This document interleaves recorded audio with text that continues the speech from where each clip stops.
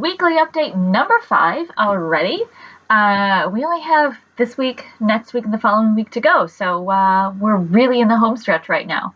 So I can't believe that's already that part of the semester. It always amazes me in these online classes how quickly the time flies by. All right, I do want to cover a couple things today, just to make sure that we're all on the same page, that we're doing the work that's required of us at this point in the semester. So let's go through what we're required to do for the modules this week. All right.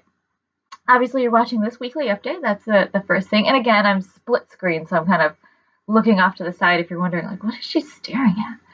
That's what. Also, again, my lovely wood paneled office. All right.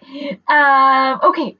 First thing you're going to have to do is read chapter 4, Watching Walden. And this is a really interesting one. This will tie into one of the assignments that's coming up, a nature cam analysis, which I'll discuss next week. But really, in this chapter, you really want to focus on the argument that Lewis is really making in terms of how he's looking at not only are we surveyed in our daily activities, like on social media and our phones, and all that sort of stuff, the obvious forms of surveillance that we recognize. But when we're in nature, when we think that we are exempt from surveillance, or when we are in specific locales, like in water, or when we're in the mountains, or we're on vacation in a very naturey spot, where we think that we are away from any sort of form of surveillance, where we go to these places specifically to escape our daily lives in terms of how much we're being watched or something like that, that these places now actually use surveillance very heavily, that they do this in very different ways. Maybe in a place, as he argues, that somebody might be scuba diving. Sometimes you'll see these sort of trackers, not only on fish or on different sea life, but you might see different video. Oh, you just heard my dog bark there downstairs. You might see different types of animals, like a jellyfish or something like that, that's designed to maybe mimic an animal in order to track or take pictures of, or look at the different depths of the ocean or something like that. That these different types of surveillance tracking are actually used in natural landscapes that we really wouldn't think would be actually tracked, but in fact are very heavily tracked. And so that's really what this chapter is really reviewing, is the idea that we're trying to escape surveillance, but when we do try to escape those, that we really can't. And what does that mean now? That when we try to escape it, we go to these natural landscapes, that we can't really get away from it. And he uses Thoreau's Walden to really kind of use that as the backbone for this argument. So that's your reading, chapter 4, pages 111 and 157. You do have a couple reflection questions, so let's take a look at what those are. Today, these reflection questions are this week, not today necessarily. I have 3.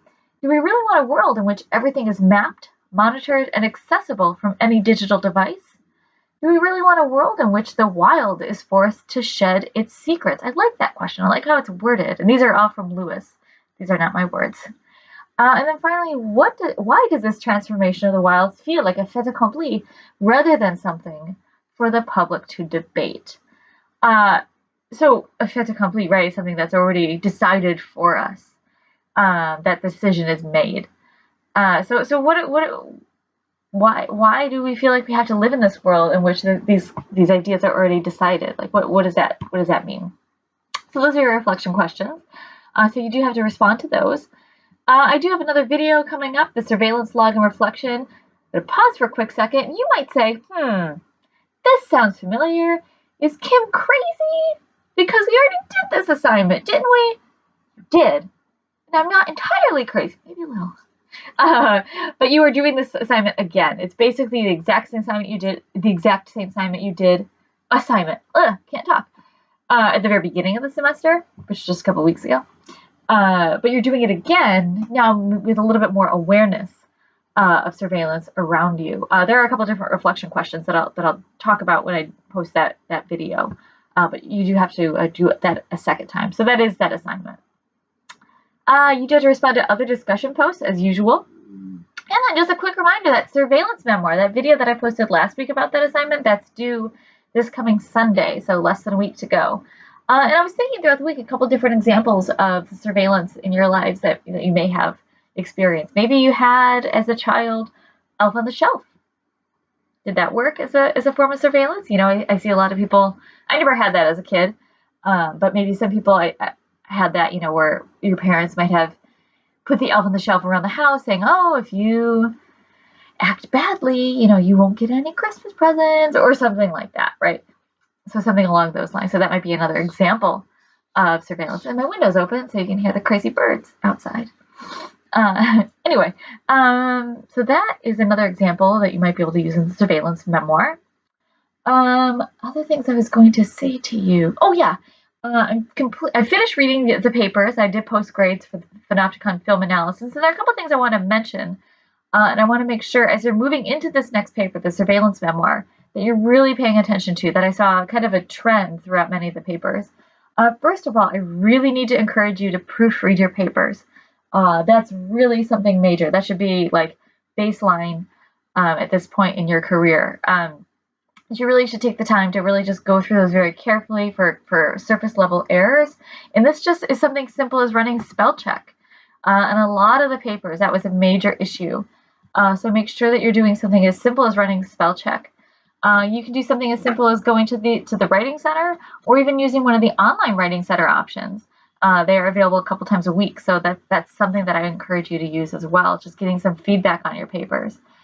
Those are just kind of very surface level issues that I noticed with a lot of the papers. Some of the more deeper level things would be in terms of using citations, using sources even, but also really trying to make sure that you clarify your arguments. So let's talk about citations first. When we use citations, we want to make sure that we're actually incorporating the sources properly. Not only does that mean including citations where you use resources, so you're putting the in-text citation at the end of the sentence anytime you are using research, but also not just taking a quote from a source and plopping it into your paper.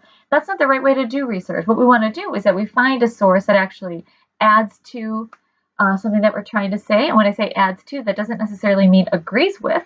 That could mean provides a counter argument. That could mean provides a different perspective. But we take something from a source that we're using research from, we put it into our paper, but we explain why we're using it. We're not just taking a quote, dropping it in our paper and saying, okay, figure it out. What we really want to do is take the time to explain it to our readers. And when I say readers, I left this as a comment in a lot of your papers.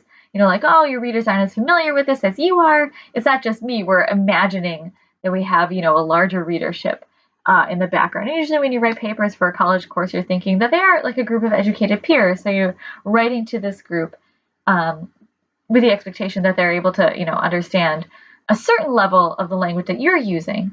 But the texts and the materials that you're using, they might not be as familiar with. So you really want to take a little bit of time to explain it. And that is especially true with outside sources. So if we use an outside source and we put it in our paper, we really want to say, okay, this is why I'm using it. This is why it's important. And here's my rationale for actually putting it in my paper. So that's a really responsible way of using sources.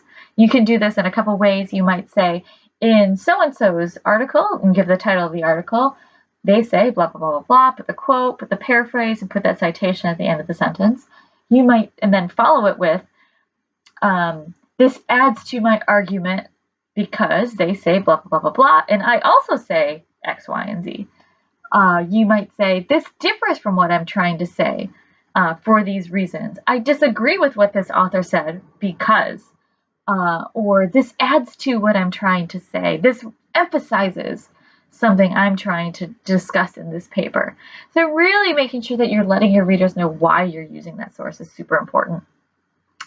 Another thing that I noticed in the papers is that a lot of times many of the papers didn't take time to explain very specific details throughout the paper itself. So you might have assumed, for instance, readers knew the plot line of Nerve. You might have assumed that readers knew the plot line of The Hunger Games. But again, you really want to take the time to make sure that you're explaining those small details.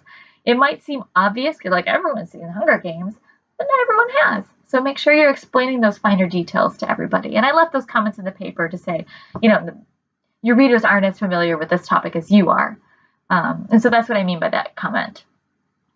Another comment that I left a lot in the papers is talking about how you really need to take the time to explain and connect ideas together. So, for example, when you have the idea of the panopticon, right, this is playing on the idea of the panopticon from Jeremy Bentham and Michel Foucault, that we have to make sure that we're explaining what the panopticon is according to Lewis, but then also saying, okay, so here's the concept of the panopticon, and here's how I see it play out in these 4 different examples. So here's how it matches up to these 4 different examples. This is what the panopticon means. I'm going to take that meaning and say, okay, here's an example, and I'm going to explain both what the panopticon is and why this example is a good example of the panopticon. So really making sure that you're connecting those pieces together, because your readers aren't going to make those connections. You need to make it for them. That's the point of writing an essay, is you're saying, okay, here's an idea. I'm going to explain this idea. And then by the time you get to the end of the paper, you as the reader should be able to understand why those ideas and that concept kind of fit together. And so you really want to make sure you take the time to keep reminding your readers, here's what I'm talking about, here's an example, here's what I'm talking about, here's an example, that you're making those connections for them, not actually assuming that they're going to make those connections. Because lots of times when you do that, they're going to make different connections, and you don't want that to happen, right? So I mean, if you think about it as if you're sending a text and someone misunderstands, like, oh, I didn't know you were joking. And you're like, no, of course I was joking. You know, so they're misunderstanding what you're trying to say. If you just took a minute to maybe add a winking face emoji or something, so somebody knows you're joking, then it makes a little bit more sense. Same thing to do in formal writing. I'm trying to think of other, those are the 3 main issues. I know I said 2 earlier, I think, but 3 actually, main issues that I left a lot of comments in with the papers. And so those are a couple different things that I wanted to talk about this week.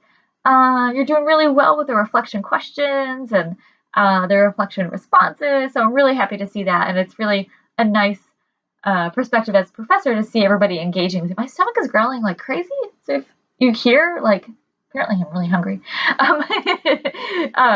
Anyway, going back to the reflection questions.